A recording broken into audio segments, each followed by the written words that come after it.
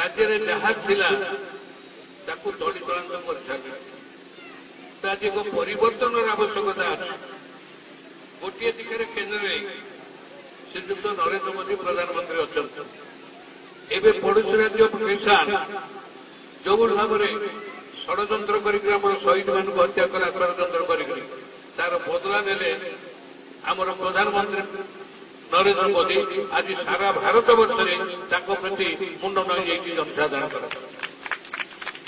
ये आउ गोटे जातीय दल अच्छे कांग्रेस दल जे 45 वर्ष जे देश को शासन कर स्थिति कौन आज कांग्रेस दल तड़ीतलांत बर्तमान जदि आम नवीन पट्टनायक सरकार को हटेबा ताले सरकार किए करवा उचित जातीय दल गोटे दल ना चाहिए जना पड़े नवीन पट्टनायक को हटाइवा कौन जिद ना कार्यक्रम ना नेतृत्व नहीं संगठन ना अपर पक्षे भारतीय जनता पार्टी नरेंद्र मोदी नेतृत्व देश को जो बाट देखा आगू नवाई से संकल्प कर संकल्प नहीं आसंता निर्वाचन में संकल्प विजय यात्रा समावेश हो ये तो साधारण निर्वाचन राजनैतिक दल विभिन्न प्रतिश्रुति देता एटी किए कौन प्रतिशोध तार तर्जमा कर गोटे कथा कह आज 19 वर्षर शासन भितर नवीन पट्टनायक कौ अभिशाप नहीं आम ओडिशा जनसंख्यार 1/3 होती आदिवासी 4 कोटी 20 लाख लोक जदि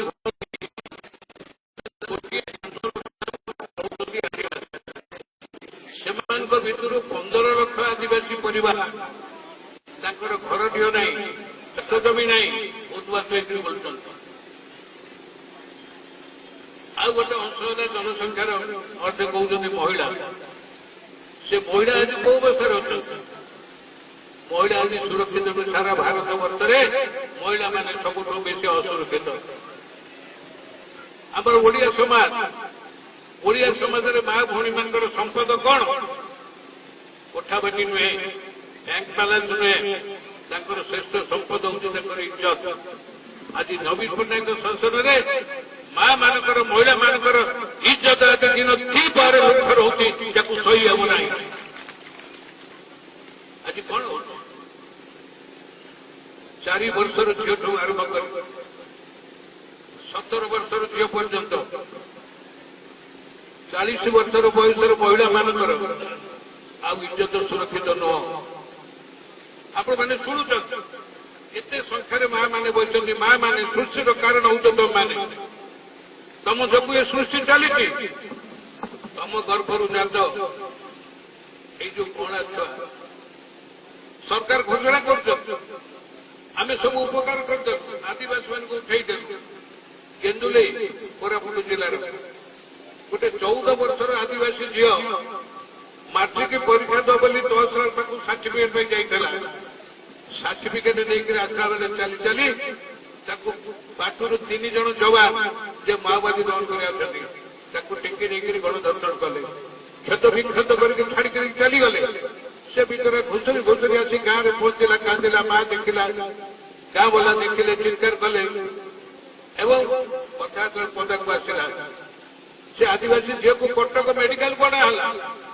कटक मेडिकल डाक्तर चिकित्सा चिकित्सा कर भल है डाक्तर को कहला पुआ को कहीं धर्षण करना एभली पापिष्ट कोटी खाईपार अवसर से जो धर्षणकारी भर जड़े थे गोटे तामिलनाडु कनेस्टेबल पांडियानार घर तामिलनाडु से कनेस्टेबल को रक्षा करने को जाई से झील को अप्रमाण कले धर्षण है आत्मसुरक्षा सामाजिक लज्जार से झीलटी चित्कार कर आत्महत्या कला लिखिदे गला तार प्राण कथा ये सरकार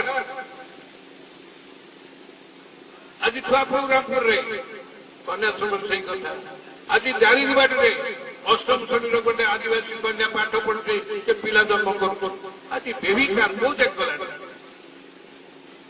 केन्द्रापड़ा जिला गोटे सचेतन ଥିଲା ଗୋଟେ 4 ବର୍ଷର ଝିଅ ଯାହାକୁ କୋଳେଇ କାଟିକିରି ଖେଳ କରିବା କଥା ପାପିଷ୍ଟ ମାନେ ମଦ୍ୟପାନ କରିକି ତାପରେ ମଧ୍ୟ ପ୍ରାଥମିକ ଅତ୍ୟାଚାର କଲେ।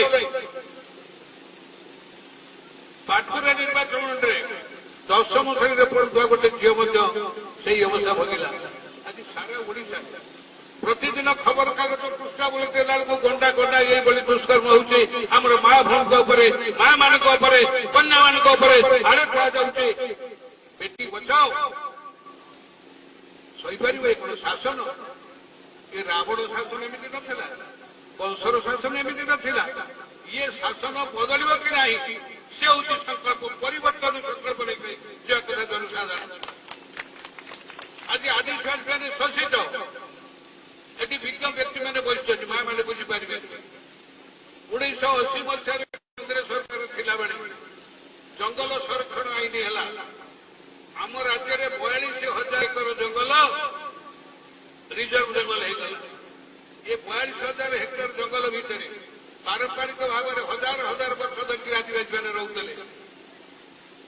ପାହାଡ଼ ତଳିରେ ଘର ଠୁପୁଳି ଘର କରୁଥିଲେ, ଜନ୍ତୁ ଶିକାର କରୁଥିଲେ, ପାହାଡ଼ ଉପରେ ପୋଡୁ ଚାଷ କରୁଥିଲେ, ଜୀବନ ଜୀବିକା ନିର୍ବାହ କରୁଥିଲେ। କିନ୍ତୁ ତାଙ୍କ ନାଁରେ ଖାତା ଖତିଆର କିଛି ନଥିଲା।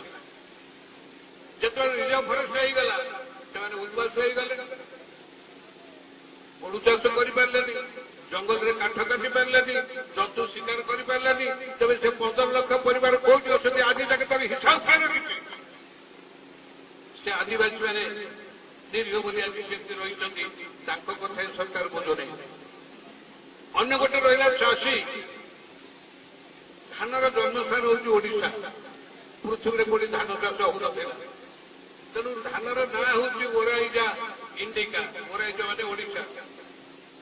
ଆଜିକି ପ୍ରାୟ 5,000 ବର୍ଷ ତଳେ ଆଜିର କୋରାପୁଟ ଜିଲ୍ଲାର ଜୟପୁର ପାଖରେ ସମସ୍ତେ ସବୁଆଡେ ଜଙ୍ଗଲ ସମସ୍ତେ ଆଦିବାସୀ।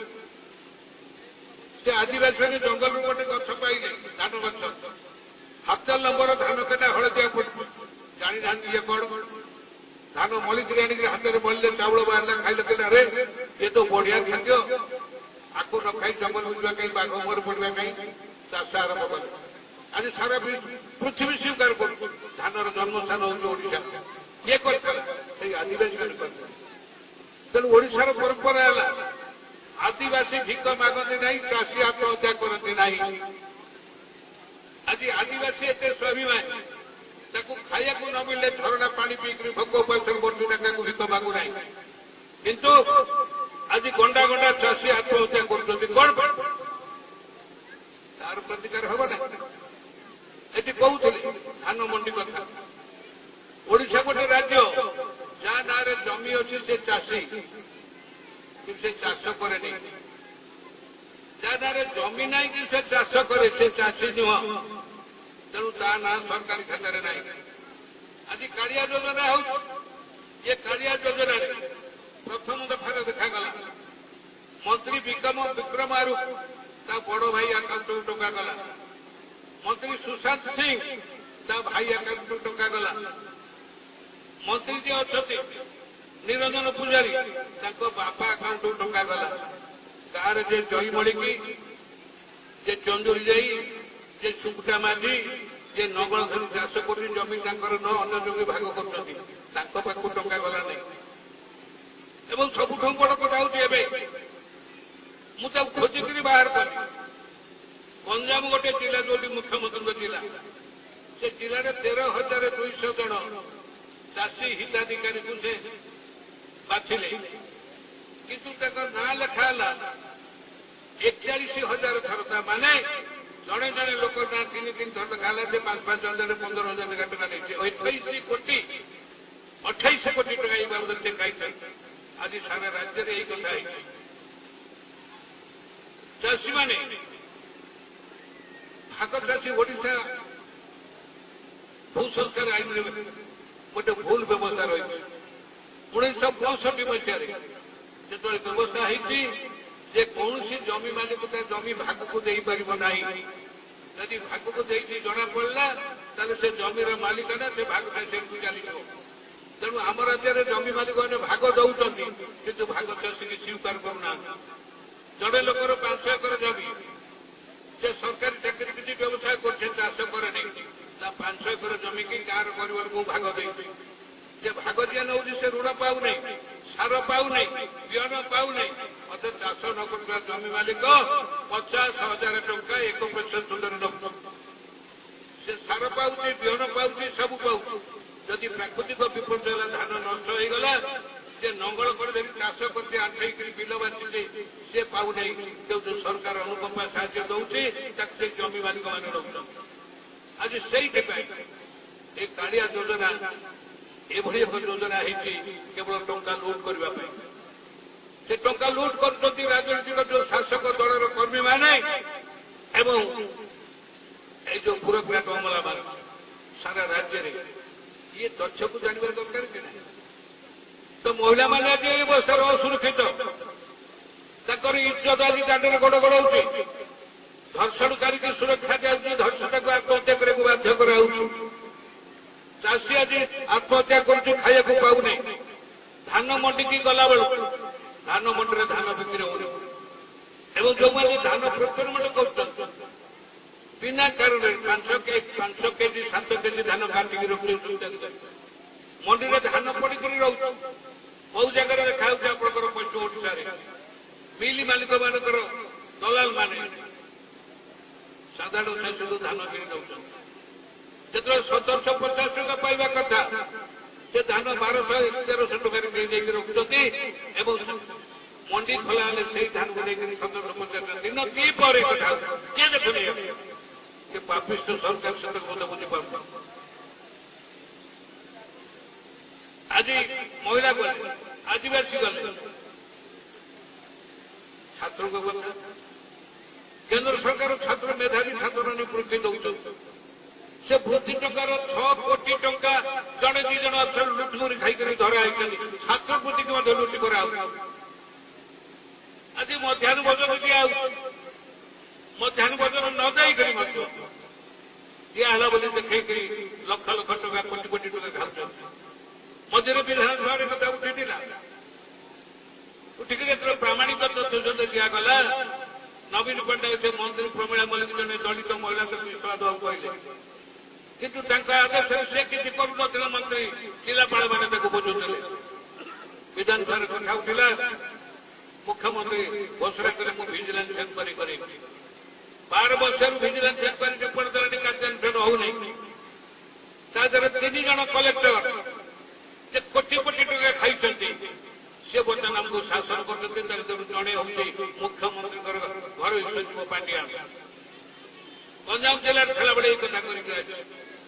ପ୍ରଧାନମନ୍ତ୍ରୀଙ୍କ ଦପ୍ତରକୁ ଗଞ୍ଜାମ ଜିଲ୍ଲାରେ ଜଣେ ସେ ଅବସରପ୍ରାପ୍ତ କର୍ମଚାରୀ ସେ ଗୋଟେ ସ୍ମାରକପତ୍ର ଦେଲେ ଯେ ପାଣ୍ଡିଆନ ଏଇ କାମ କରୁଛି। ପଇସା କେସ୍ ଯାଉଛନ୍ତି, ଏଭଳି ଭାବରେ ଝିଅଙ୍କ ଉପରେ ଯୌନ ଧର୍ଷଣ କରୁଛି।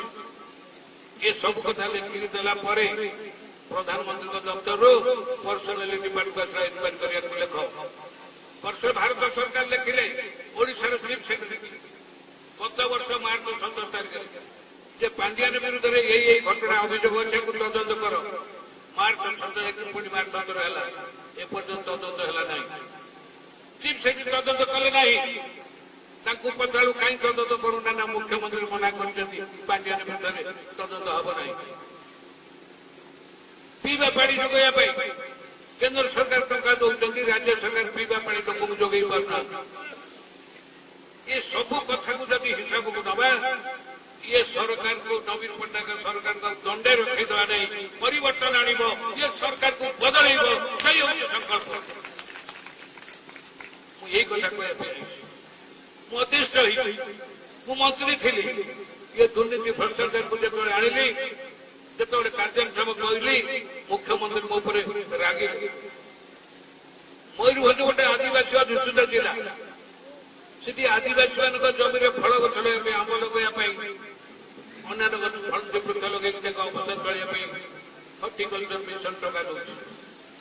250 କୋଟି ଟଙ୍କା ଚାରା ଦେଇନାହାନ୍ତି, ଚାରା ଦେଇକି ଖାଇଛନ୍ତି।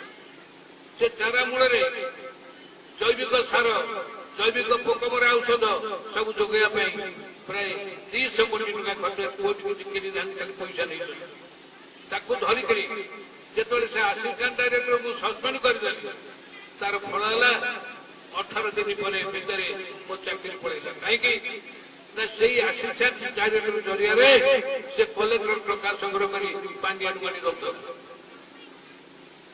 कलाहां गोटे आदिवासी अधीन थी कृषि विभाग जन निर्देशक खाइला 8 कोटी 11 लक्ष टंका एनक्वारी कर धरली मुख्यमंत्री लेखित डिसमिस कर किंतु तार उपरिष कर्मचारी जो अफसर अच्छा कार्यान्वयन कर किसी रायगढ़ नवरंगपुर कोरापुट ये 3टा जिले से डेप्यूटी डायरेक्टर माने सारा औषध चारा किसी न किणिक खाई 24 कोटी टंका कार्यान्वयन है यही कथा मुझे लेखिक देली कहली स्वीकार कली से मत मंत्रिमंडल दल भी तो से देखिली मु राजनीति करुचे लोकों मु संपत्ति करने नुहे 77 मसीह मु मंत्री हो विश्वभूषण मंत्री अभियोग मु दुर्नीति कहीपर 6 थर मंत्री पैसा विभाग मंत्री कहीं मु तो दुर्नीति कर आज जो मैंने राजनीति आसुच्च संपत्ति करने से नवीन पट्टनायक प्रिय परिजन विजु पट्टनायक कथा कहले आम कहीं प्रति दुर्बल कोटी कोटी हजार हजार कोटी मालिक थे किंतु कहले मु केवल कोटिपति हेबी मो राज्य लोक खाया पाऊना अनाहार मरुंट पाठ पढ़ाई स्कूल ना चिकित्सा डाक्तरखाना ना आम लोक मानकर अस्थि सकाल सार फटो उठे एनजीओ मैंने विदेश चांदा आणुंट एकाटिया मु रही कोटिपति हेबी ना सब ध्वंस करदे शिल्प साम्राज्य को बिकिदेले से जो 99 मसीह दिल्ली घर अधे जगह बिकिदेले तेणु लोके कहले ये गोटे लोक आम कोटिपति कोठी बिकिला तेणु प्रिय परिजन आज पुआ नवीन पट्टनायक कोठी ना लोक को आणुचे राताराति कोटिपति भाव ये कथा आपने बुझे मु अन्न कथा कहू चाहे वर्तमान परिप्रेक्षी मोर हृदबोध होती कांग्रेस और भारतीय जनता पार्टी 2टा जातीय दल विजु जनता दल दुर्नीति भ्रष्टाचार धर्षण अत्याचार सीमा टपी गला ये सरकार को हटेवा दरकार परिवर्तन आने दरकार तो परिवर्तन किए आने भारतीय जनता पार्टी कांग्रेस दल जोड़े जातीय दल मुझे निरीक्षित देखनी कांग्रेस दल से निष्ठा नहीं कांग्रेस से कठोरता नहीं नवीन पट्टनायक विरुद्ध किंतु भारतीय जनता पार्टी निष्ठा सहित चाहिए एक परिवर्तन आने 19 मसीह सामिल जो सरकार माँ झीकर बहुड़कर इज्जत रही पार जो सरकार चाषी मैंने शोषण शिकार हो आत्महत्या कर जो सरकार 15 लाख आदिवासी परिवार हाउता भाव रखुच्च जो छात्र मैंने वृत्ति टका को आत्महत्या कर आज 45 लाख युवक युवती उच्च शिक्षित चाकरी नहीं निजुक्ति ना कटक मेडिकल बेहरा चाकरी विज्ञापन बाहर से जदि एमबीए पास कर लोक युवक इंजीनियरिंग पास कर युवक जदि बेहरा चाकरी दरखास्त कर राज्य कौटी शिल्प ना 2004 ରୁ 2014 मसीहा भितर ओडिशा सरकार अनुमति नहीं 5 लाख कोटी टंका विनियोग है शिल्प कर 48 इस्पात कारखाना एमओ या 19 पावर प्लांट एमओ है 354टा आयरन स्पंज कारखाना है केते लोक चाकरी पाइले खनि खदान कोटी है से पुंजीपति मैंने सब नहीं गले चाकरी कहीं नहीं गोटे ओडिया पिला चाकरी पाइले ये हूँ अवस्था तो ये सरकार रही रखा कहीं खनि दुर्नीति है सा कमिशनर सुप्रीमकोर्ट निर्देश एनक्वारी कले एनक्वारी कर मोटा मोटा 2टा भल लिखिदेले ओडिशा खनि दुर्नीति 1 लाख कोटी टकर अधिक आपको सीबीआई तदंत कर सीबीआई तदंत है ये सरकार केमती रही सरकार केमती रखिब ये बाप हम ये माटी प्रति